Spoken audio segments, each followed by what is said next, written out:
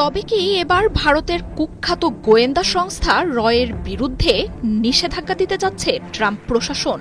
এরই মধ্যে র সহ বেশ কিছু ব্যক্তির ওপর নিষেধাজ্ঞা দিতে ট্রাম্প প্রশাসনের কাছে সুপারিশ করেছে আন্তর্জাতিক ধর্মীয় স্বাধীনতা সংক্রান্ত কমিশন USCIRF। এছাড়াও ভারতকে অস্ত্র বিক্রির বিষয়েও পর্যালোচনা করার পরামর্শ দিয়েছে এই কমিশন। ধর্মীয় নীতি নির্ধারণের ক্ষেত্রে আমেরিকার সরকারকে প্রয়োজনীয় সুপারিশ ও পরামর্শ দেয় এই কমিশন। সেখানে বলা হয়, ভারতে গেল বছর ধর্মীয় স্বাধীনতার আরও অবনতি ঘটেছে। ধর্মীয় সংখ্যালঘুদের উপর বেড়েছে বৈষম্য ও আক্রমণের সংখ্যা। টার্গেটেড কিলিং, সহিংসতা এবং মসজিদ সহ প্রার্থনার জায়গা গুঁড়িয়ে দেওয়ার মতো ঘটনা ঘটেছে।